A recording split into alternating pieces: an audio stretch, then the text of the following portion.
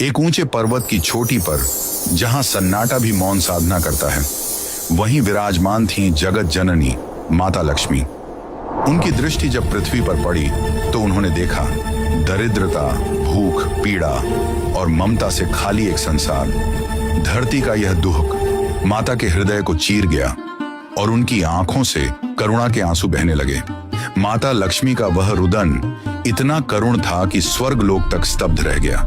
सभी देवता व्याकुल होकर माता की ओर दौड़ पड़े, मानो स्वयं स्वर्ग कांप उठा हो।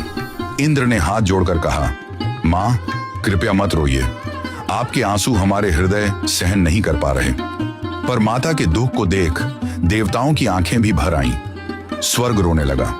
तभी कैलाश से भगवान शिव और माता पार्वती प्रकट हुए, करुणा और शांति के स्वरूप में। ज्ञान के देव ब्रह्मा और वीणा की मधुर ध्वनि के साथ माता सरस्वती भी वहां उपस्थित हुई। भगवान विष्णु ने व्यथित होकर कहा, हे प्रिय, किस पीड़ा ने आज मेरी लक्ष्मी को रुला दिया?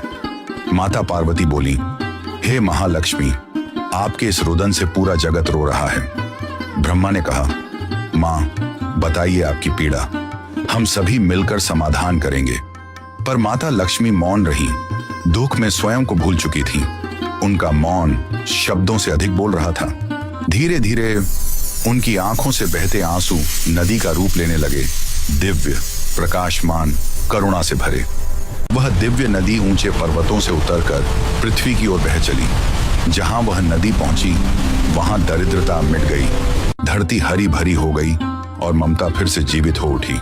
यह चमत्कार देखकर सभी देवताओं ने माता लक्ष्मी को नमन किया और उनकी करुणा की पूजा की। तब भगवान शिव ने कहा, आज से यह केवल नदी नहीं, यह करुणा की धारा है। इसका नाम होगा लक्ष्मी नदी। इस कहानी से हमें गहरे आध्यात्मिक और जीवनोपयोगी संदेश मिलते हैं। एक, करुणा ही सच्ची शक्ति है। माता लक्ष्मी के आंसू दिखाते हैं कि ममता और करुणा केवल भावना नहीं, बल्कि ऐसी शक्ति है जो संसार की दरिद्रता और दुख को मिटा सकती है। दो, धन से पहले मानवता। लक्ष्मी केवल धन की देवी नहीं है। यह कथा सिखाती है कि सौंदर्य, संवेदना और मानवता के बिना धन भी व्यर्थ है। तीन, ईश्वर भी पीड़ा से विचलित होते हैं। जब मां लक्ष्मी रोती हैं, तो सभी देवता भी व्याकुल हो जाते हैं। इससे सीख मिलती है कि किसी एक के दुख का असर पूरे जगत पर पड़ता है। चार, मौन भी संदेश देता है। माता लक्ष्मी का चुप रहना बताता है कि हर पीड़ा शब्दों में नहीं कही जा सकती, लेकिन उसका प्रभाव गहरा होता है। पांच, त्याग और प्रेम से ही परिवर्तन आता है। उनके आंसू नदी बनकर पृथ्वी को शुद्ध करते हैं। यानी बल या दंड से नहीं, प्रेम और त्याग से ही संसार बदला जा सकता है। छह, दैवी करुणा कभी व्यर्थ नहीं जाती। माता के आंसू लक्ष्मी नदी बनकर जीवनदायिनी हो जाते हैं। यह सिखाता है कि सच्चा दुख भी लोक कल्याण का कारण बन सकता है।